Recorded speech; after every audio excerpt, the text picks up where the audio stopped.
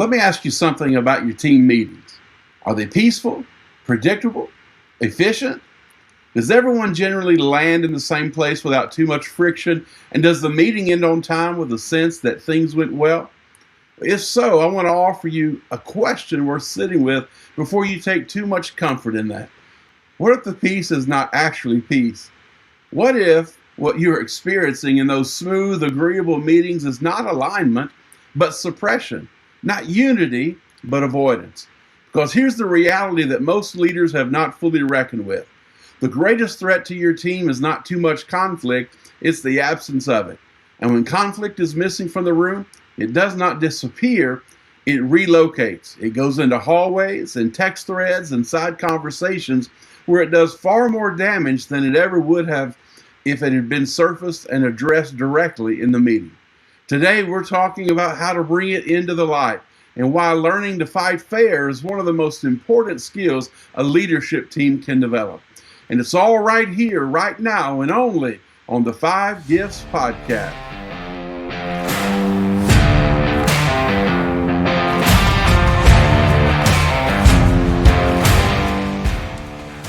You're listening to the 5 Gifts Podcast, a weekly show designed to equip leaders in the Spirit-filled church. I'm Bruce Ritter, and along with my co-host Charles Russell, we offer insights for leading the local church in the fullest expression of Jesus. If you're interested in learning more about practical theology, the gifts of the Spirit, and spiritual disciplines, this is the show for you. Welcome to the 5 Gifts Podcast. Welcome back to the 5 Gifts Podcast. I'm Bruce Ritter, alongside the distinguished Charles Russell, and this is Season 3, Episode 17, and it's Part 2 of our Team Dynamics series. I want to welcome everybody. Charles and I have been this weekend in Dallas, Texas, just outside Dallas, meeting with some intercultural leaders, Brazilian churches, all kinds of Latin American churches, as well as some French-speaking African churches and some Asian churches. So, Charles, I know this has been an exciting weekend for you. It has been for me. Yeah, absolutely. It's always great when the body of Christ gets together, and we're always honored and privileged to be able to serve the body of Christ. And we've just had a phenomenal weekend. And on top of that, we're full of brisket and Tex-Mex. And so it's been a great weekend all the way around. So, but nevertheless, we're here today on this Monday, and glad that everyone has tuned in. Whether you're listening or viewing, we're glad to have you here on the podcast. And last episode, we began laying the foundation about the greatest barrier to team health is not incompetence or misalignment. It's the sin of invulnerability. And so the instinct to protect image rather than lead with honesty. We made the distinction between predictive trust, which is built on reliability and produces efficiency, and vulnerability-based trust, which is built on genuine safety and produces unity. Then we talked about what it looks like to begin building the deeper kind, starting with the leader going first. Yeah, and today we're building on that foundation, and really it is a logical next step, because once vulnerability-based trust begins to form with your team, something new becomes possible that just wasn't possible before. And for many leaders, the word for it still creates an involuntary tightening in the chest, and that is conflict. Conflict, not the destructive kind, not personal attacks or back channel politics, or the kind of tension that fractures relationships and undermines decisions. We're talking about the kind of conflict that healthy teams require in order to function at their best. And that kind surfaces the best thinking, produces genuine clarity, and accelerates rather than slows the team's forward momentum. So this episode is called Mining for Conflict, the efficiency of fighting fair. And I think by the end of it, we want to shift something in how you think about tension on your own team, from something to manage and minimize to something actually to steward and pursue.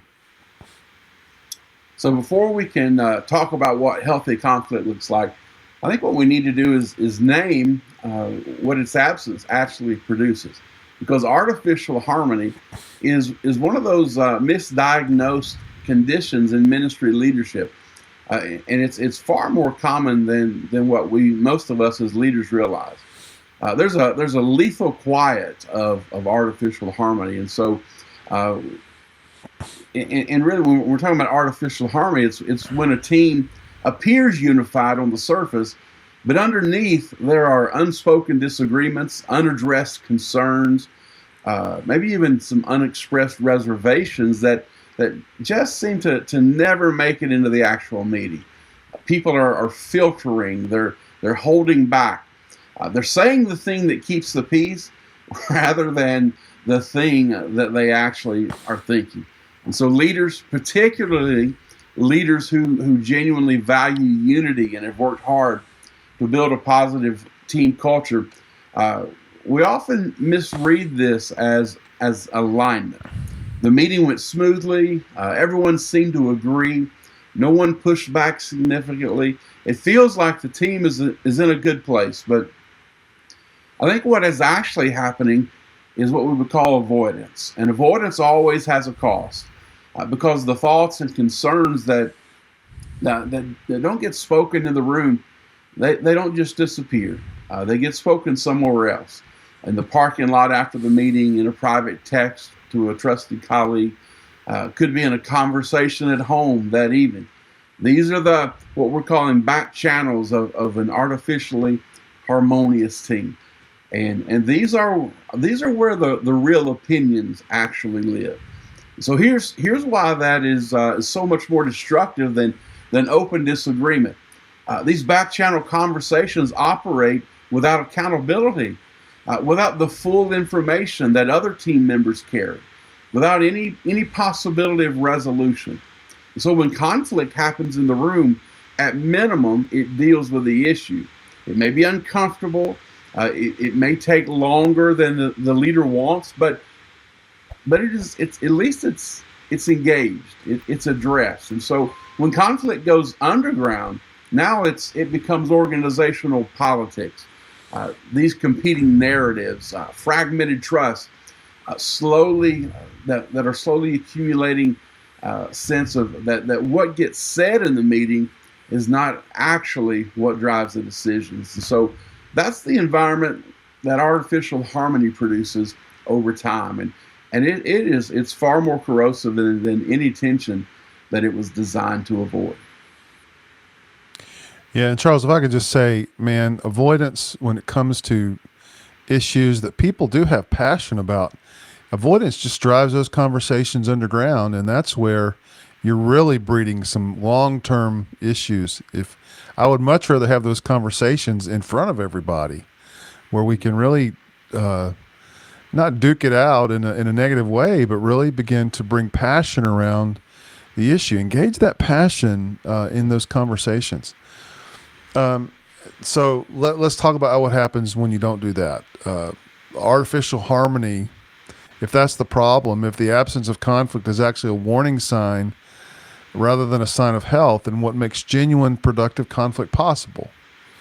Because conflict without trust is not healthy disagreement, it's just damage. So let's talk about how trust can create the right kind of conflict. Remember, we spent a long time on the previous episode talking about vulnerability, and this is why everything in this series is going to build sequentially.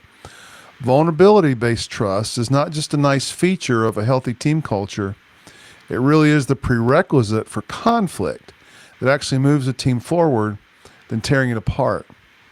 When trust is present at a genuine level, team members can admit mistakes without those admissions being stored and used against them later. They can ask for help without that need being read as weakness. They can give honest feedback and then receive it without the exchange becoming personal. And all of that is only possible when people have enough relational security to believe that the person across the table is genuinely for them. They're on the team. That disagreement is not rejection that challenges, that challenge is not attack. That honesty is not a liability. So when trust is absent, man, everything changes dynamically. People hesitate to speak because they're calculating risk. They protect themselves in meetings rather than contributing fully. And so any conflict that does not surface feels personal. Or rather, the conflict that does surface feels personal because without trust, there's no agreed upon baseline that the disagreement is about the issue and not about the person. And once conflict starts feeling personal, it stops being productive and it starts being destructive. So the distinction matters enormously. Without trust, conflict becomes attack. And with trust, rather, conflict can become exploration, a genuine joint inquiry into what's true, what's best for the team, for the company, for the organization, what the mission actually requires. And so the content of the conversation may be equally direct in both cases.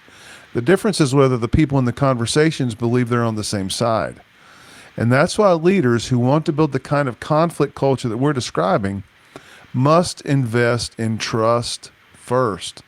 You can't mine for conflict productively on a team where people do not yet feel safe. So the sequence is just not an optional thing. It's a necessary realization.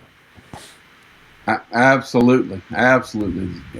We've got to build that foundation of trust. And once that foundation's in place, the question becomes structural. Specifically, what does it look like to design the spaces where healthy conflict can happen?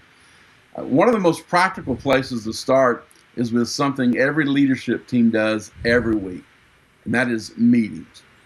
Now, if you cringed like I just cringed when I said that word meetings, that's all right. We understand most meetings are not engaging. Most leaders know this, and most team members know this as well. And yet, the format persists week after week. Status updates, announcements, decisions that could have been emails, a polite sense of agreement, and then everybody goes back to their actual work. Well, here's a question worth asking. Why will a person sit completely absorbed in a 2-hour movie but struggle to stay present through a 45-minute staff meeting? Well, I think the answer is not that movies are inherently more interesting than leadership decisions. I think the answer is that movies have conflict. They have tension. They have competing interests. There's stakes. There's uncertainty about how things will resolve. The outcome is not predetermined. Something is genuinely at risk, and that's what makes the story worth following. Now look, meetings can have all of those same qualities if the leader is willing to introduce them. A meeting where the outcome is predetermined, where everybody knows that disagreement will be subtly discouraged, where the agenda is designed to move through items rather than genuinely wrestle with them, that's not a meeting, that's performance. And teams learn very quickly whether they're attending a real conversation or a performance, and they calibrate their engagement accordingly. So for us as leaders, the implication then is that our role in a meeting is not primarily to maintain order or even move through the agenda. Our role is to create the conditions for genuine engagement, including the discomfort that genuine engagement sometimes produces. Not chaos, not unstructured venting, but real tension around real questions that are sustained long enough to produce real clarity. That's a word, conflict or even tension, that makes us uncomfortable, but tension is necessary. We navigate, we live in the moment of tension. Look, our bodies function because of tension, and so good healthy conflict, navigating the real tension, the palpable tension sometimes that conflict can bring. Navigating those things are healthy in building trust and building our teams. Charles, what a great statement, especially about meetings. And I know that a lot of times we think of teamwork happening outside the meeting room, but honestly, that meeting room is like the huddle for your team. It's the place where you You bring things together. It's so vital, and that means that the leader has to adopt a posture in meetings that sometimes is almost counterintuitive, where you're not functioning as a peacekeeper. And let me say this too, not a timekeeper either, but what we might call a miner, someone who's actively looking for the conflict that's not yet in the room. So how does the leader do that? A healthy leader doesn't wait for the conflict to surface on its own. They look for it. They're specifically watching the room for the signals that something is being held back. The person who's gone quiet, that slight hesitation before someone agrees, like a nonverbal flicker of disagreement that passes across someone's face and then disappears. Leader, pay attention. These are not minor details. They are the indicators that the real conversation hasn't happened yet. And the leader's job is to draw it out, to name what they observed and create permission for what it represents. You might say, listen, I noticed some hesitation when we landed on that decision. Is there something we haven't fully worked through? Or you might say, it feels like we reached agreement quickly on this one, but let's test it. Does anyone have a real concern they haven't voiced yet? Now, leader, these are not provocations, they're invitations. And it's a real coach approach to leadership that really mines out all issues that need to be talked about around most of your leadership decisions. They communicate that honesty is not just tolerated, but it's expected. And that the leader would rather surface a real disagreement now than discover it was there all along after the decision has been made. So there are about two disciplines that leaders have to hold simultaneously. The first is surfacing the issue. That's simply being willing to name what's present, even when naming it introduces discomfort. The second, and the one most leaders struggle with, is sustaining the tension long enough for genuine resolution. Really, the instinct when conflict emerges is to what? Let's resolve it quickly. Let's put the fire out, to find the compromise, to smooth the friction and move forward. But resolution that comes too quickly is often not resolution at all. It's the appearance of resolution. It's the appearance of unity with the underlying disagreement still intact. And so if you do not stay in the discomfort long enough for people to actually work through what divides them, you've not resolved the conflict, you've simply postponed it. So now, mining for conflict only works if you know the difference between the kind of conflict you want and the kind that has to be shut down immediately. Because, look, not all conflict serves the team. The conflict that healthy teams need is ideological conflict. It's passionate, it's honest, sometimes emotionally engaged disagreement about ideas, directions, priorities, even decisions. And so it's focused on the mission. It can be direct and even intense without being personal. The people in it genuinely respect one another and are genuinely trying to find the best answer, even when they disagree strongly about what that answer is. So the conflict that destroys teams is personal attack. That's when the disagreement shifts from the issue to the individual. Now sarcasm is directed at a person rather than an idea, undermining someone's credibility as a way of dismissing their position. Character-based criticism that goes far beyond the decision at hand to say something about who someone fundamentally is. This kind of conflict does not clarify, it damages. It erodes the trust that makes productive disagreement possible, and then it creates an environment where people are far less willing to engage honestly the next time. So the leader's role is not to prevent all conflict from happening. It's to actively guard the type of conflict that's happening. When ideological conflict is present, the leader sustains it, stewards it toward resolution.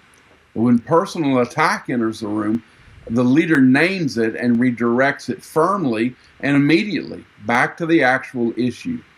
This is not a passive role. It requires attentiveness and the willingness to intervene in real time, which means the leader has to be genuinely present in meetings rather than managing them from a distance. Well, Charles, that's exactly a crucial point I think you're making about leadership. Staying engaged and monitoring that's your role. And so I think and it's also a great place to demonstrate, the kind of team culture you want to build by allowing it, but also protecting from personal attack. Listen, here's the payoff that makes all of this worth the investment. Because one of the most prominent myths about conflict is that it slows things down, and the reality is almost exactly the opposite. Most leaders avoid conflict because they believe, consciously or not, that engaging it costs more time and more energy than it's worth. And in the short term, that can feel true. I mean, a meeting where disagreement gets surfaced and works through does take longer than a meeting where everyone politely agrees and moves on. But here is what avoidance actually costs. Every unresolved disagreement leaves a meeting still unresolved because it has become a landmine. It sits beneath the surface of the team's work. It's invisible until circumstances raise the stakes enough to detonate it. And detonation at high stakes is exponentially more costly in time, in relational damage, in the quality of the decision ultimately made. And the original disagreement, it could have, if we talked about it more, if we worked through some of the conflict around it, if we addressed it, then we minimize that later on. And when conflict engaged early and honestly happens, then the team gains three things that matter. The first is buy-in. Listen, when people have genuinely had the opportunity to be heard, when their concerns were not just acknowledged but actually wrestled with, they tend to commit to the outcome even when it's not the outcome they advocated for. They lost the argument, but they were in the argument, and that is enough to produce genuine ownership. The second is clarity. Conflict removes ambiguity. It surfaces the assumptions and concepts that were previously invisible. It allows people to voice their concerns rather than keep it under the surface, only to fester and erupt at a later time. And I think it forces precision about what's actually being decided and why. And then the third result is speed, because a team that has genuinely worked through a disagreement and reached a committed decision moves faster than a team that's reached an apparent consensus, but is still quietly harboring disagreement underneath it. And this is the principle of disagree and commit. You don't need everyone to agree, but you do need everyone to commit. And commitment follows from a process that was genuine, where people actually were heard, where the disagreement was actually engaged, and then when the decision was actually made rather than deferred. When that process is present, the team can move together with real momentum. When it's absent, you get the illusion of movement while the unresolved conflict is creating that tension underneath that's actually working against it. Well, there's one more dynamic that has to be addressed, because even teams that have built trust and learned to engage conflict productively can get pulled off mission by something more subtle, and that'd be the drift from mission focus towards self-interest. Organizational politics happen when people prioritize perception over truth, when protecting their area, their position, or their reputation becomes more important than the actual mission of the organization. And it's not always cynical. It can emerge from genuine care about a department or a ministry area, from a sincere belief that what you're responsible for is critical to the whole. But when departmental loyalty consistently overrides team loyalty, the result is a leadership team that's pulling in multiple directions simultaneously with no shared center of gravity. So healthy teams operate from what we call a first team mentality. Your primary loyalty is not to the area you lead, it's to the leadership team and the mission that leadership team exists to serve, which means that sometimes you advocate against your own area for the good of the whole. Well, that just doesn't make sense. That doesn't sound right. But again, we're talking about moving to this, making this shift to a first team mentality.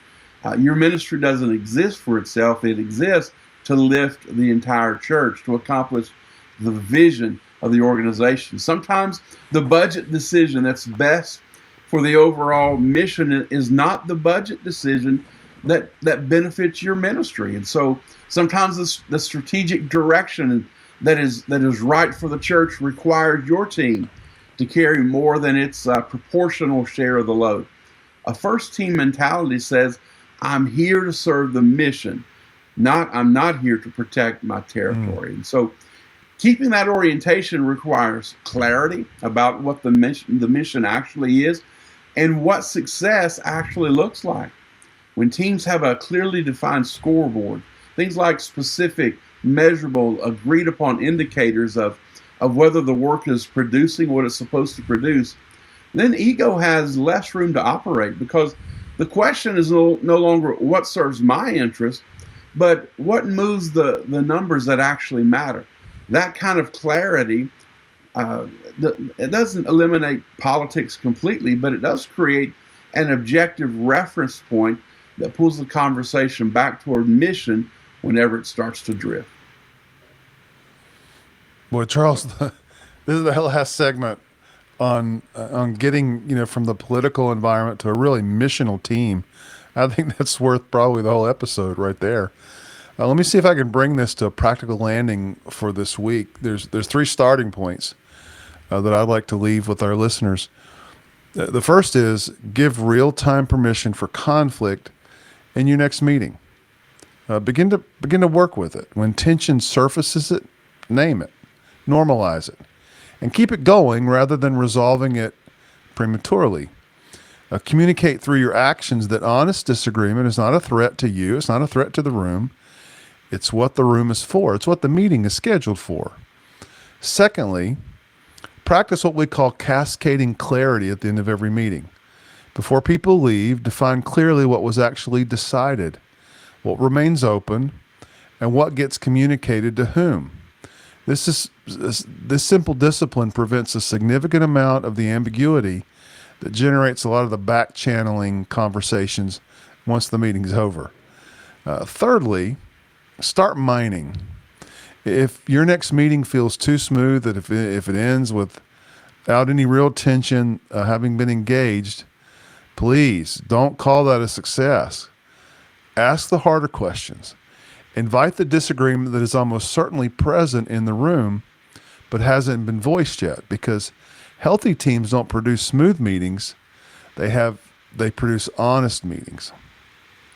Yeah, what a great reminder about beginning to mine conflict. So next week's episode is 15 tactics to pick a fight in your next staff meeting. So we're going to help you out right there.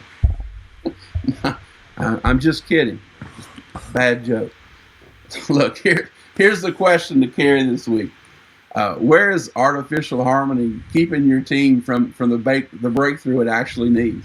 Where are the real conversations happening after the meeting rather than in it? And then what would it look like for you to mine for that conflict rather than continuing to work around it? Because here's what we believe. The teams that move furthest and fastest are not the ones that avoid tension.